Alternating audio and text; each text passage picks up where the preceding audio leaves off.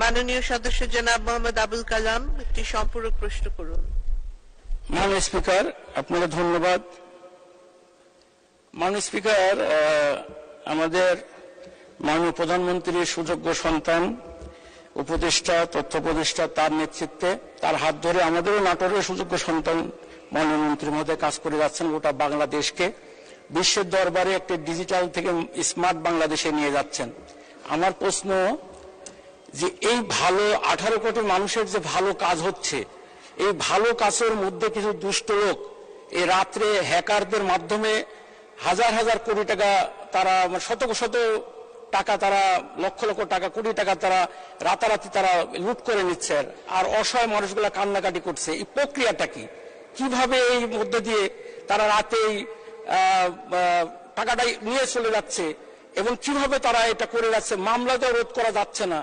মাননীয় মন্ত্রী, আপনিও জানেন তো এটা, এই কি আপনার পদ্ধতি প্রযুক্তি আছে যে এই হ্যাকাররা এবং এই জুয়ারিরা যাতে সর্বনাশ মানুষকে, সাধারণ মানুষকে যাতে কষ্ট না দেয়, এই কষ্ট রোধ করবে আপনার কি কি পদক্ষেপ আছে মাননীয় মন্ত্রী? এটা আমার জানার ইচ্ছা। আপনাকে ধন্যবাদ মাননীয় স্পিকার।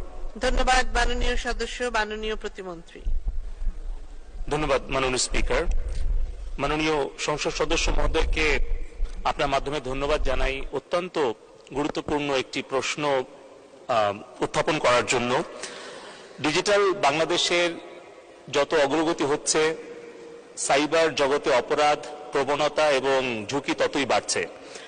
2008 সালের আগে, অর্থাৎ মাননীয় প্রধানমন্ত্রী জননেত্রী শেখ হাসিনা ডিজিটাল বাংলাদেশ রূপকল্প বাস্তবায়ন কার্যক্রম শুরুর আগে আমাদের আর্থিক লেনদেন অথবা সরকারি সেবা বলতে গেলে তেমন কোনো কার্যক্রম ছিল না, যার ফলে কিন্তু সাইবার ঝুঁকিটাও কম ছিল। যত দ্রুত আমরা আমাদের ডিজিটাইজেশন করেছি, তত বেশি কিন্তু অর্থ এবং উপাত্তের সুরক্ষা আমাদের প্রয়োজনীয় হয়ে দেখা দিয়েছে, যার ফলে কিন্তু আমরা 2018 সালে ডিজিটাল সিকিউরিটি অ্যাক্ট এই মহান জাতীয় সংসদে আমরা পাশ করেছিলাম এবং তারপরে সময়ের প্রেক্ষিতে প্রয়োজনের তাগিদে এখন নতুন আইন সাইবার সিকিউরিটি অ্যাক্ট এটি 2023 প্রণয়ন করা হয়েছে এবং তারই আলোকে আমরা 4টি মূল স্তম্ভ নিয়ে কাজ করছি। প্রথমত, মাননীয় প্রধানমন্ত্রীর নেতৃত্বে একটি ন্যাশনাল সাইবার সিকিউরিটি কাউন্সিল রয়েছে। সেখান থেকে আমাদের এই জাতীয় নিরাপত্তা নিশ্চিত করার জন্য সকল আইন শৃঙ্খলা রক্ষাকারী বাহিনী এবং অন্যান্য প্রযুক্তি বিশেষজ্ঞরা কাজ করছেন। দ্বিতীয়ত, আমাদের যেই ফরেনসিক ল্যাব, সেখানেও কাজ হচ্ছে। কোনো অপরাধ যদি সংঘটিত হয় তাহলে সেই অপরাধকে চিহ্নিত করা, অপরাধীদেরকে চিহ্নিত করা এবং তথ্য উপাত্ত সংগ্রহ করার জন্য, যাচাই বাছাই করার জন্য সেই ডিজিটাল ফরেনসিক ল্যাব কাজ করছে। আমাদের সাইবার রেসপন্স টিম আমাদের কাউন্টার টেররিজম এবং ইন্টেলিজেন্স এজেন্সি সহ অন্যান্য সংস্থার সাথে সমন্বয়ের ভিত্তিতে কাজ করছে। ইতিমধ্যে আমরা 23,000 এই ধরনের জুয়ার সাইট, পর্নোগ্রাফি সাইট, এই ধরনের অপরাধমূলক কার্যক্রমে যে সকল প্ল্যাটফর্মগুলো যুক্ত ছিল সেগুলোকে আমরা ব্লক করেছি এবং প্রতিনিয়ত প্রতিদিন আমরা 24 ঘন্টা কিন্তু আমাদের বেশ কয়েকটি টিম কাজ করছে। ফলে আমরা অনেক অপরাধ প্রতিরোধ করতে পারছি, কিন্তু এটা চলমান প্রক্রিয়া, এটা চলমান থাকবে।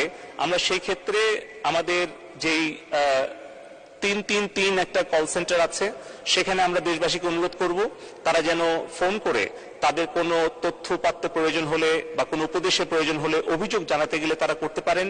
999 আছেন, যেখানে পুলিশকে তারা অভিযোগটা জানাতে পারেন। এবং পাশাপাশি আমাদের একটা digital-literacy.gov.bd ওয়েবসাইট আছে, যেখান থেকে প্রায় 10 লাখের উপরে ছাত্রছাত্রী তারা প্রশিক্ষণ শেষে ডিজিটাল সার্টিফিকেট পেয়েছে।